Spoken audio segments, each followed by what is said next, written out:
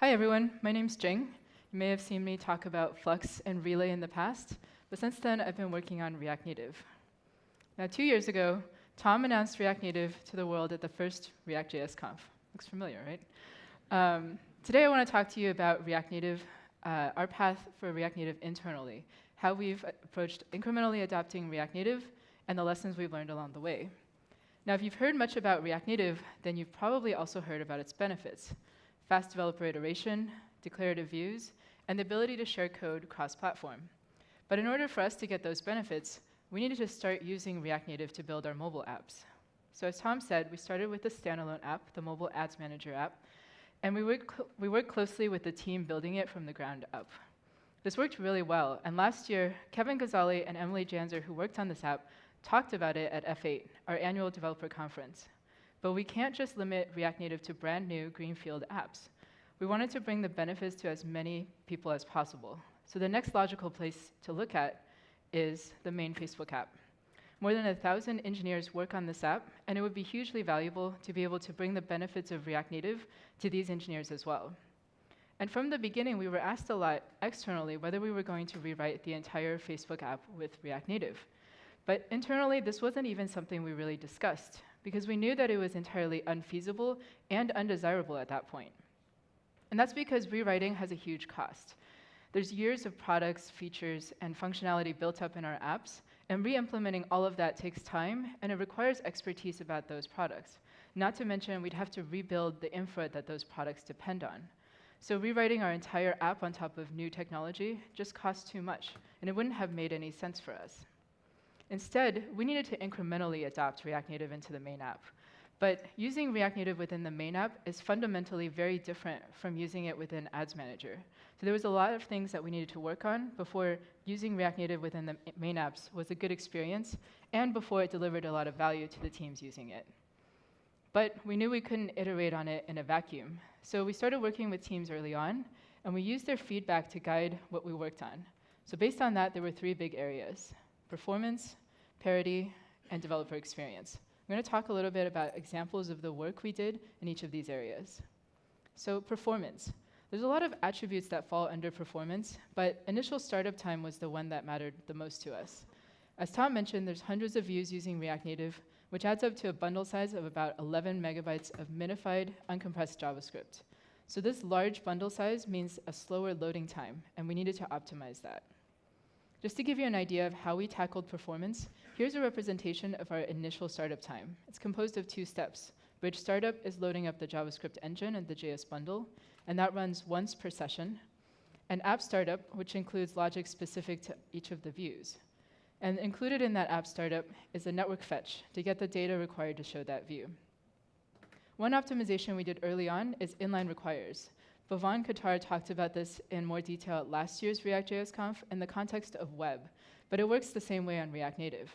It brings down app startup time since we only execute the requires needed for the initial view. And we've also been experimenting with native module optimization, which defers loading of native modules to the point where they're needed. And that brings down bridge startup since we don't need to load all of the native modules up front. And we've also implemented parallel data fetching, so that we send off the query for data while the bridge is starting up. And that means the data is often already there by the time the app JavaScript is ready to run. This can take a pretty big chunk off of startup time if the user has a slow network. These are just a sampling of the optimizations we've made, but it gives you an idea of the main strategies we use. We make things lazier, and we also only do the things, and we also parallelize steps whenever possible. So Android parity was another big area. When a team built out their feature using iOS, they would often find that showing the same view wouldn't even work on Android. So the first load would show a red box with a bunch of error messages. This would usually be because the APIs were different from components on the 2 platforms, or sometimes functionality available on one platform wasn't yet available for the other one, or they need to use different components completely for each platform. So they needed to find workarounds for each of these before they could even get their view to show up. We had to bring the APIs and supported features closer together so that engineers could spend that time making views look good on Android instead of fixing those red boxes. And finally, developer experience. One of React Native's biggest selling points is developer experience. But we usually talk about how fast it is to reload once you make a change. what we also need to keep in mind is the time engineers spend compiling that app in the first place. So the Ads Manager team had a small native shell around a fully React Native app. But the main app is completely the opposite. It's a huge native app with pieces of it written in React Native. And that means a build for the full app can take several minutes. We had to make sure that it was easier to integrate React Native views into the app, and we had to avoid rebuilding as much as possible. There were two major things we did here.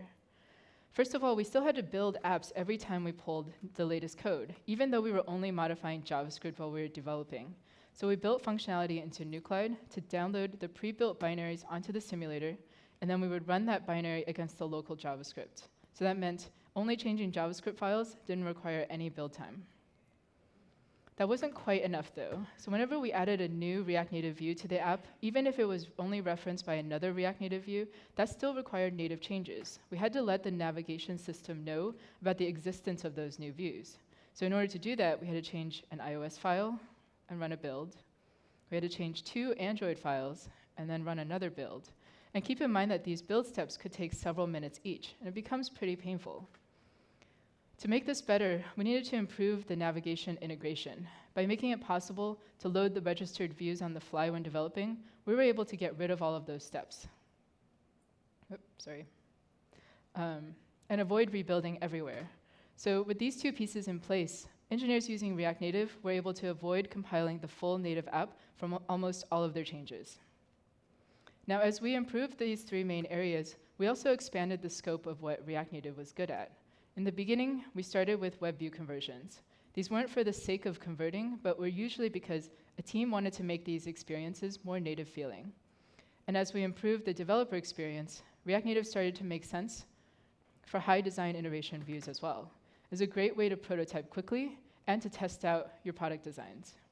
And then as we improved parity and performance, it started to make sense to build other full screen views with React Native as well, especially if the team had lots of React.js experience, but no iOS or Android experience, or if they wanted to share business logic with web.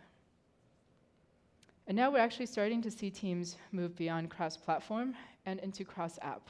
Now, this isn't a problem for everyone, but because Facebook's main app and Instagram's app started off in different contexts, and they evolved separately over time, it's harder to share code between these two. The native features typically depend on different sets of native libraries. React Native decouples the native dependency from the product code, which makes it easier to swap out those native dependency at a per app level, as long as they could be used with the same JavaScript APIs.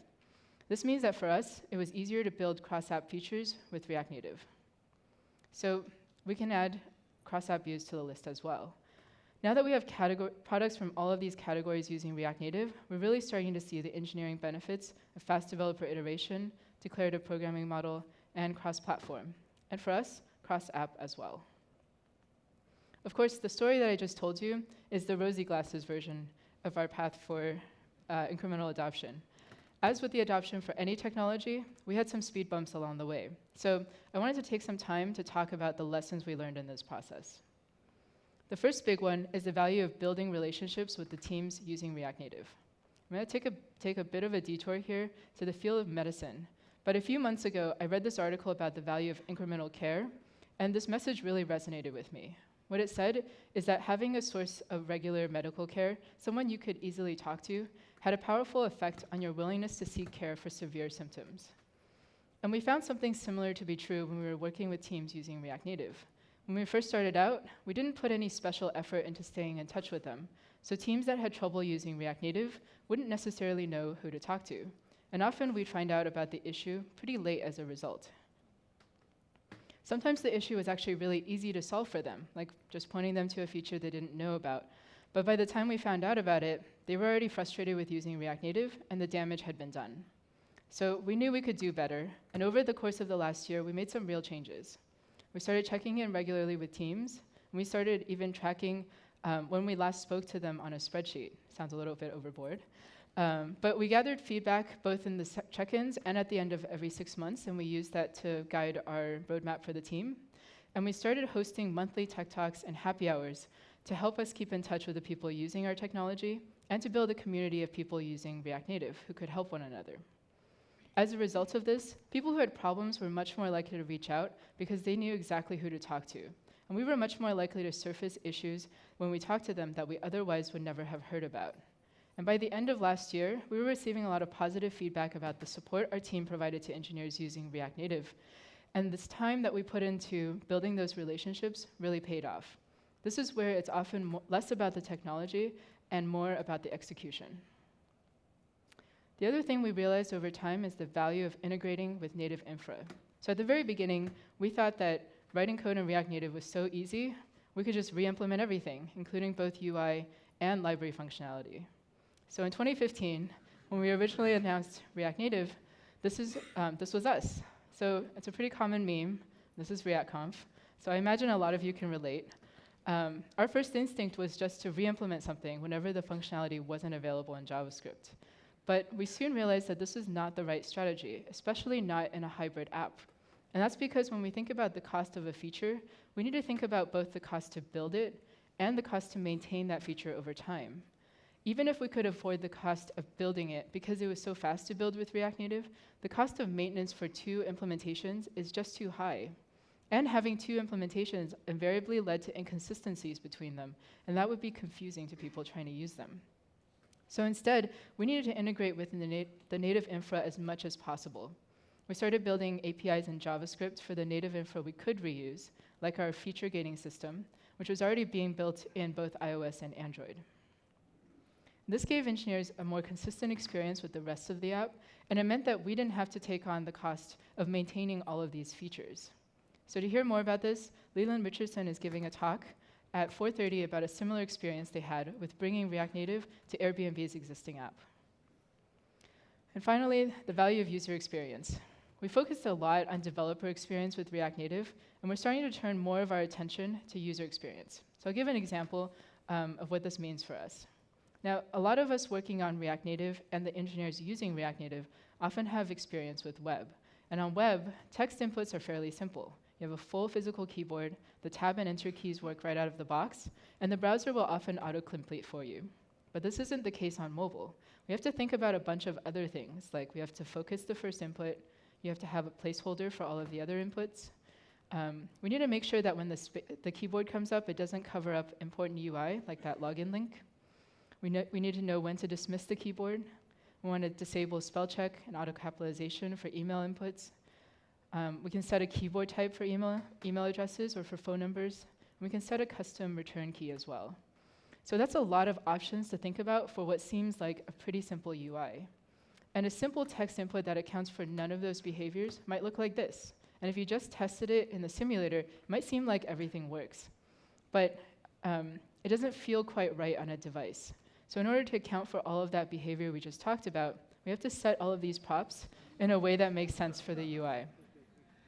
So this is an example of what we need to consider in order to deliver good user experiences on mobile. And going beyond that a little bit, the products we build with React Native also reflect on the framework. So it's important to think about how to make the user experiences feel as intuitive and as native as possible. Now to hear more about this, Tal Cole is going to give a great talk about smooth user interactions in React Native at 5 p.m. today. So the lessons we learned along the way were to build relationships, integrate native infra when possible, and pay attention to the user experience. With those lessons in mind, we're set up well to take React Native even farther in both greenfield and brownfield apps at Facebook. And even though we have no plans to rewrite the whole app in React Native, we think there's clear use cases in our mobile apps where React Native provides real value.